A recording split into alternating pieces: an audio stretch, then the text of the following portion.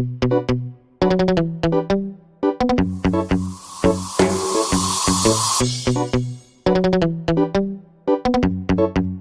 Fresh on the track.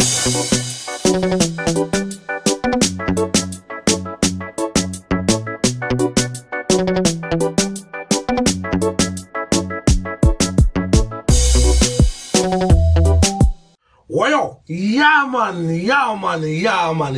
magadi muri Zimbabwe. Welcome back again pazimu reality ITV kana pachinge paine manyadzi dzinenge dzichipisa paine ma latest. Amundishaye pana pandirenge ndiripo. Ndinenge ndichikupakurira nyadzi dzinenge dzichiitika. Makorokoto nyandine pana pande mufaro nde makorokoto tikukurukotedza Ndunge yut ane gari moto rapinza. Ane moto yake nyowani yapinza nje mapictures andikuwaridze ndikuonese asi before sandakuwaridza zvinhu zvese izvi guys, don't forget to subscribe Zimdancehall ITV musati mabva panapa kuti musa kuzopostwa ine malatest nezopostwa nemavideo andinoposta uyezve ukasubscribe kudhaya don't forget to like and share guys. Mimi munondipasa manyemwe right, maitiro yenyu anondipasa manyemwe. Nyangwe kamira sei Ndunge yut akatenga mota, Ndunge yut ane mota, makorokoto mageto youths ari kuita zvinhu, mageto youths ari kubata panoshamisa. Ndova muri kuona mapictures ari pascreen ayo inova iyo kamota kanyama kewhite kaNdunge yut.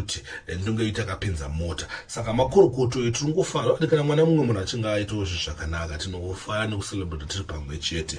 Zvinhu zvinonakidza izvozvo, zvinhu zvinotifadza, zvinoita kuti Mwari watikomborero nesuwo kuti kana uchingoona Mwari aitira mumwe munhu zvakanaka celebrate pamwe chete naye so that Mwari wanoita vanokukomborera vanokupawo zvako. Saka tiri kufara semhuri yeZimbabwe kuti Ndunge yut ane garimoto, akapinza garimoto mahwana, akapinza mota nyama. Every ghetto youth is an element of surprise.